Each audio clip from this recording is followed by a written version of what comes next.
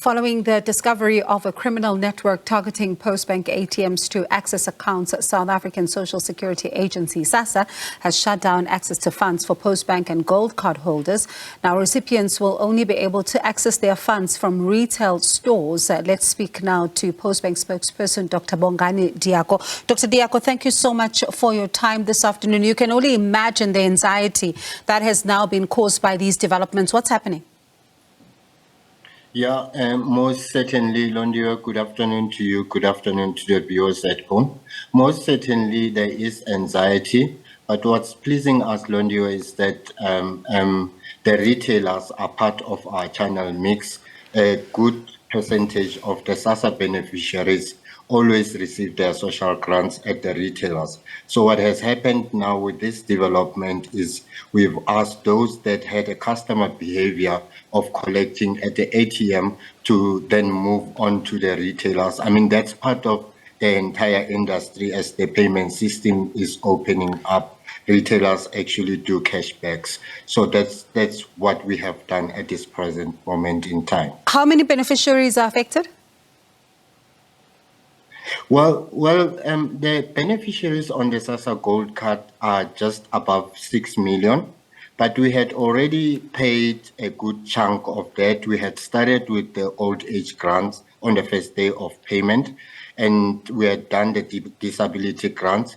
We only implemented this necessary measure when we were starting to pay the child grants. So a third of the 6 million thereabouts, that's the number that we have moved to the retailers, not discounting necessarily amongst those which were already always collecting at the retailers, because we put the retailers there as an access point because they are an alternative.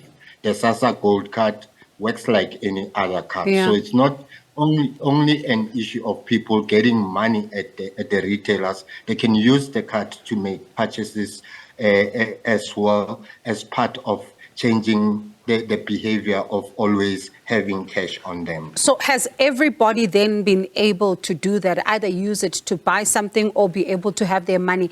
Has everybody gotten what's due to them?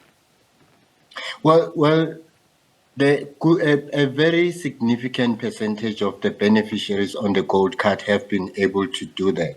Yesterday, we were sitting with the team looking at the stats, and we've identified a pocket of beneficiaries that fell in the window where, when we made the announcement that they should move on to the ATMs, their transactions were hanging. So we're talking approximately 400,000 of those, and our team is working hard at making the reversals, because now that we've switched on ATMs, the auto reversal function of those funds into the account is obviously off on its own. So we are manually processing the reversals for those to then also get their money. So we do have a pocket of those that unfortunately were impacted negatively. In November, there were reports suggesting that the post office was not able to pay on time the social grants, and now there's this debacle as well. Who takes responsibility for this mess? Well, Postbank takes responsibility. I mean, we part of the payments value chain. We're taking this seriously as an entity, but it should interest the public that our investigation team has picked up indications that what we had always identified as systems glitches in the past was basically part of a build-up, so to speak, to what we have been able to cap now. So it looks as though the syndicates kept us guessing since the past two payments run, to create an impression that we have heightened vulnerabilities in our system. Meanwhile, they were lining up to yeah. What have these syndicates been doing? Because I was going to come to that question now that you've gone there. Well, you may recall recently in Parliament we reported that there's been fraud through the payments channel of about 18 million. And basically without running the risk of educating imposters that would want to play in that space of criminal activity. But what would happen is dormant accounts would be inflated with funds, and people would go around ATMs withdrawing Yeah. those monies significantly. That's the type of modus operandi that we have uncovered, and that's the modus operandi partly that we detected and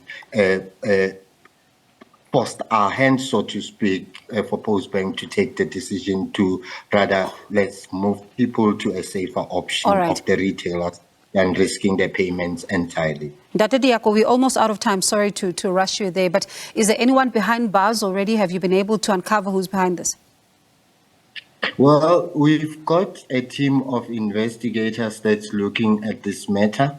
We'll await the outcomes of the investigation. We've got external experts, and law enforcement agencies are part of the value chain of the investigation. So hopefully those that deserve being behind bars will be behind bars sooner than we think.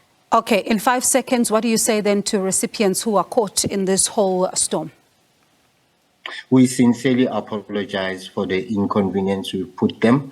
This wasn't an intended act. It was a necessary act on our part to protect them, to protect the integrity of the payments. We do really understand that this period is the period when they really want their money in their hand, and they should bear with us for the next few days, especially those that are impacted with the reversals. They will get their money to do their Christmas shopping. Okay, Dr. Diako, I hope it is a few days. We'll check in with you to see if everybody, in fact, has gotten their money. As you say, everyone is anxiously waiting for their money now over the festive season. But let me thank you and leave it there with you. For now, we'll check in with you during the course of the days to see if everybody has been able to be paid. That's Postbank Spokesperson, Dr. Bongani Diako.